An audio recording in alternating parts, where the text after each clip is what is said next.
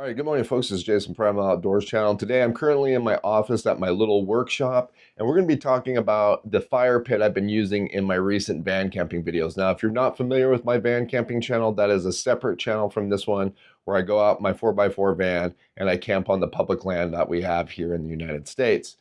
But recently, in many of those videos, you guys have been seeing me use a portable flat pack fire pit, and I've been getting a lot of questions about where I got it. Now, if you're probably looking, you're figuring out that this is something that I made and designed. I've got my 3D drawing up here, and I did design and build this fire pit here in my shop a few weeks ago using my plasma table. Now, while we're here at the shop right now, I'm actually in Fusion making a few adjustments to it. Some things over the past few weeks I've been using it, and I've gotten some ideas of how I want to tweak it a little bit, and I also want to add the ability to cook over it. So we're going to be building another one here today, and I'm going to bring you guys along with the process. And as the video goes along, we'll be talking a little bit about the design and why I chose to build this fire pit. All right, so we've made our design changes that we're gonna make, and I'm at the table now, and I've got the computer all set up here with the program, the fire control software that I'm gonna use on my table. So now all we have to do is let the table do the job, and we'll get everything cut out.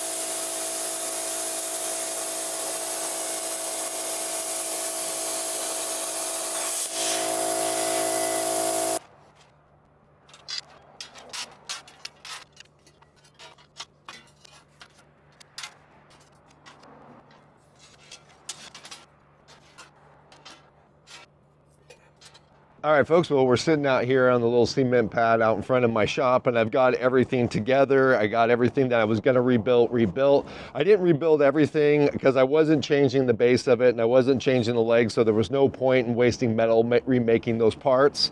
So I only replaced the front, the back, and the sides. And a couple of the reasons for that is the air vent holes that I had, I wanted to shift those up just a hair and see if I could be able to retain some more coals inside the fire pit.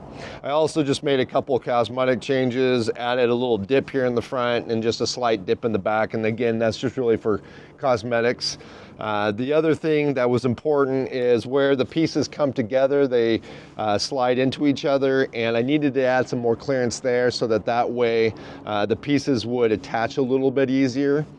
But probably what you guys are noticing as the biggest change is I've added some way to cook for it. And what I did is I added just a couple pieces of black pipe on each side, which gave me a way to be able to put these posts in. And then I welded these posts so that they had a little Y at the top. That way I could obviously put another post across the top.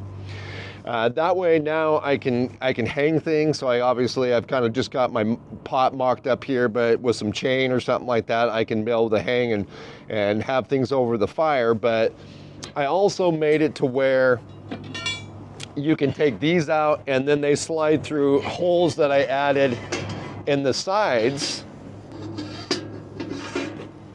And then now you've got a place to where I can put my cast iron skillet. So I can have it, or I also just happen to have this little grill that I can set over it if I wanted to cook steaks or pork chops or hot dogs or something like that. I can just throw that grill over it. So that gives me some ways to cook over it, and that's something that I realized that I wanted after I started using it over the past couple 3 weeks. So those are the major modifications that I did today. Now, a lot of people have been asking me why I'm got a new fire pit versus my original fire pit that I've been using for years, which is the pop-up pit, the Fireside pop-up pit. And that fire pit's still completely fine. It's a great fire pit. It's lightweight, packs up small. It's a great solution for a lot of people. I really don't have a reason too much for why I decided to build my own fire pit other than I could, and I just had some ideas of how for a fire pit and how I wanted to use my fire pit. And I do like this one better. There's a couple things about it that I think is a little bit better than the Fireside, and then of course there's some things about it that are not as good as the Fireside.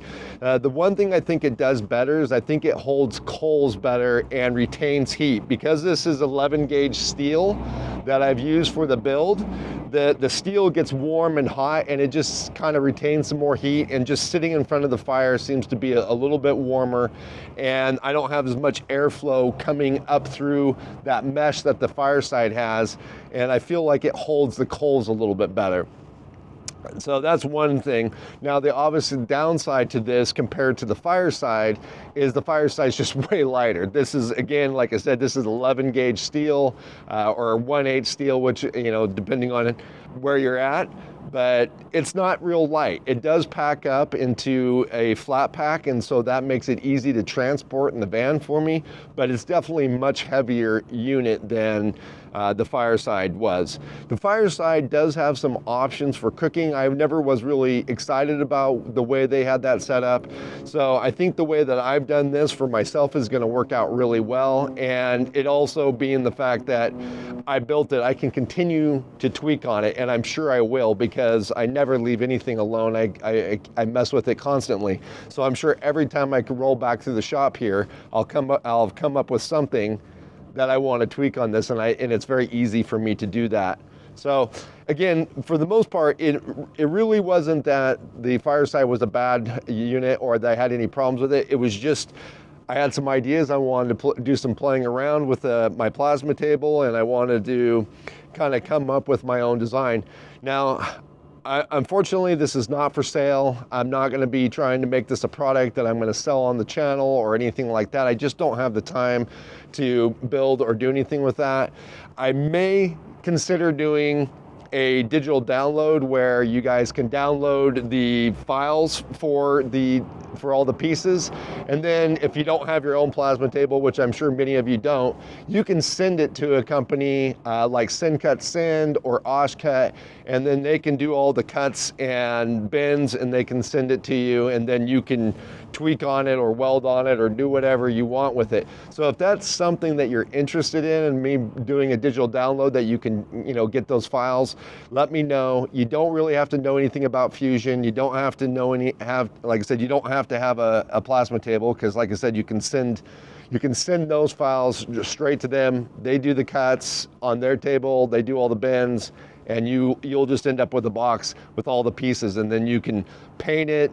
If you have a little welder and you do have some tools, you can tweak on it all you want or do whatever.